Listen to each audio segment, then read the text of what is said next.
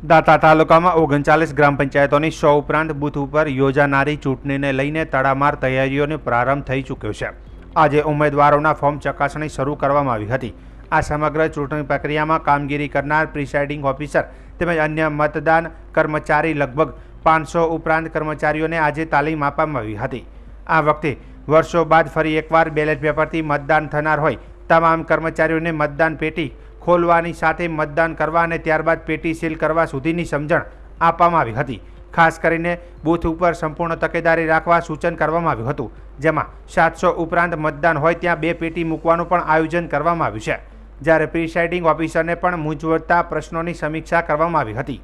જો કે તમામ ચૂંટણી કામગીરીમાં ફરજ બજાવનાર કર્મચારીઓએ ચૂંટણી અંગેની તાલીમ મેળવ્યા બાદ ચૂંટણી શાંતિપૂર્ણ માહોલમાં પૂર્ણ થાય તેની કોઈપણ સંજોગે ચૂંટણી પ્રક્રિયા ખોરવાય નહીં તેવી તકેદારી સાથે સંતોષ વ્યક્ત કર્યો હતો।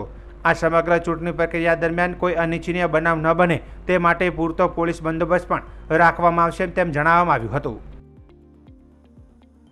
આગામી 22મી જૂને સ્થાનિક સ્વરાજ્યની ચૂંટણી યોજાનાર છે, જેની પૂર્વ તૈયારીના ભાગરૂપે દાંતા તાલુકામાં જે પ્રિસાઇડિંગ ઓફિસર શ્રી તેમજ મતદાન મથકના કર્મચારીઓ આજે આદર્શ નિવાસી શાળા દાંતા ખાતે તાલીમ આપવામાં આવેલ છે।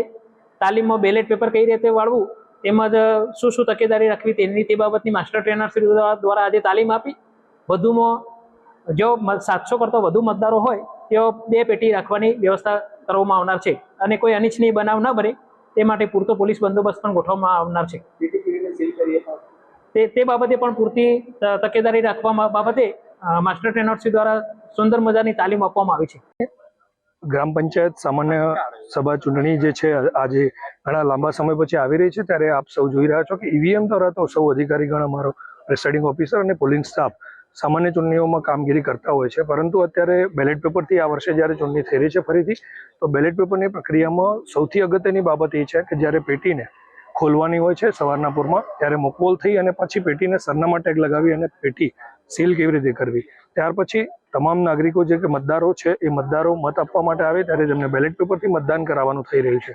તો આ મતદાન કરાવતી વખતે ખાસ ધ્યાનમાં રાખવાનું છે કે બેલેટ પેપરને વાળવાની પ્રક્રિયા જે છે કે વિશિષ્ટતાદર્શક સિક્કો માર્યા પછી એક જ વોટર જે છે એનો પોતાનો વોટ ફેલ ન જાય એ પ્રકારની બેલેટ પેપરને વાળવાની પ્રક્રિયા પણ અહીં સમજાવવામાં આવી છે। પ્રિસાઇડિંગ ઓફિસરની જવાબદારી સંપૂર્ણ રીતે એકાદ બૂથ ઉપર કદાચ સરપંચની ચૂંટણીમાં સરપંચ અને એની સાથે સાથે વોર્ડના સભ્યો ત્યાં બંને પ્રકારના બેલેટ આપવામાં આવશે। આ બંને પ્રકારની પ્રક્રિયા સમજાવવામાં આવી છે। સાથે સાથે એ પણ સમજાવ્યું છે કે ભાઈ જો કદાચ ક્યાંક કોઈ જગ્યાએ 700 કરતાં વધુ મતદારો છે ત્યાં 1 કરતાં વધુ પેટી પણ આપવામાં આવશે।